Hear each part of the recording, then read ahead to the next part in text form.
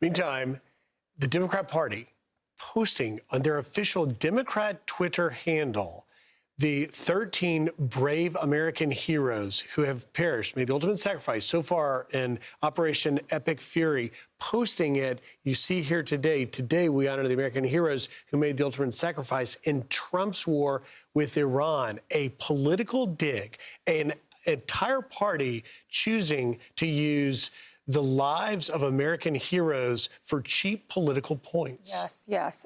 It was uncalled for on Memorial Day, especially.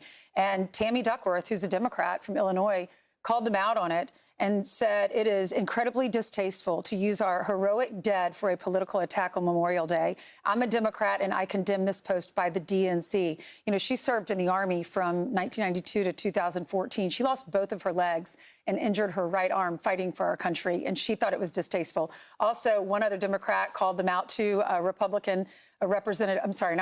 Democratic Representative Congressman Jason Crow, who served as an Army Ranger, did 3 tours of duty in Iraq and Afghanistan, and said this is the wrong day to politicize. Well, it was a disgusting post. You know, we didn't do that on Memorial Day when we lost 13 Americans in Afghanistan because the president at the time, Joe Biden, didn't do what he was supposed to do, because it wasn't the time or the place to do something like. You can criticize the actions, but to use this day that is solemn and you're supposed to remember the life and legacy of these troops, these heroes, this is just not the time and place to do politics like this. So I appreciate those Democrats calling it out. But again, that is a rot within their party.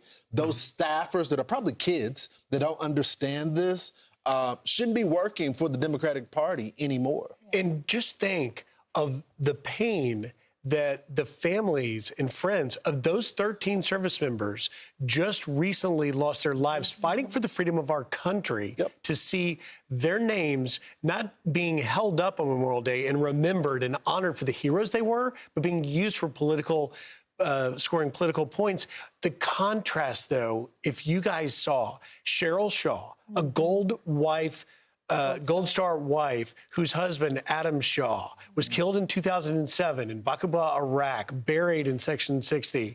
She simply couldn't make it to Arlington this year. She's gone several times before. She couldn't make it, so she just posted on Twitter, hey, if you're in Arlington on Memorial Day this weekend, please go by and take a picture of Adam's grave. And you know, didn't expect anything. Yeah. Guess what? Hundreds turned out and took photos, including former DNI Tulsi Gabbard. This made me tear up when I learned about this story. How sweet is that? Yeah. That's how many people out there do love America. They stopped by to honor her husband, and she wrote this on X. By this afternoon, dozens of Americans from all walks of life had made the walk to Section 60 to visit Staff Sergeant Alan W. Shaw.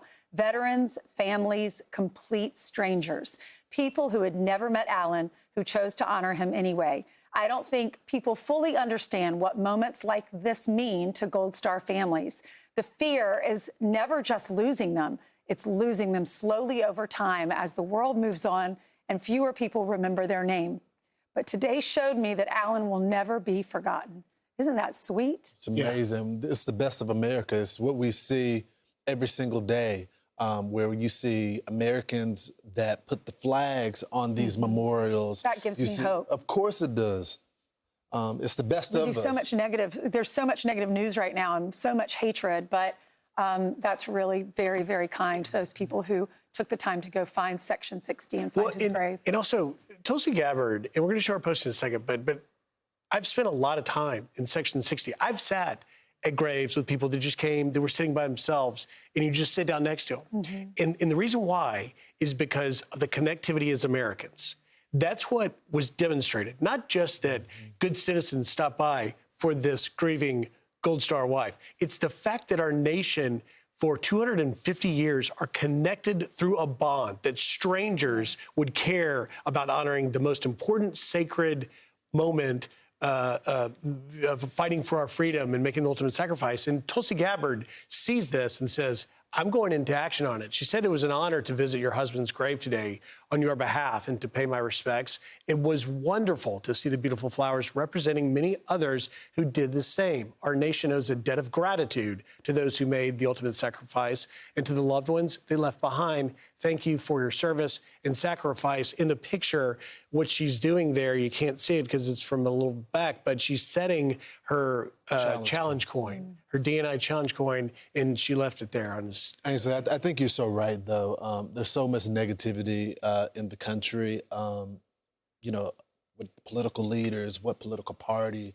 But, you know, so often when we lose American service people, we don't know what their political ideology is. We don't even care about their race or what background they came from. We just care that they were fighting for all of us. You don't go, there's not a Democrat section of the military. There's not a Republican section or black or white. Right. It's just the USA. They were willing to lay down their lives. What does the Bible say about it? It's the ultimate, to lay down your life for a friend. Yep.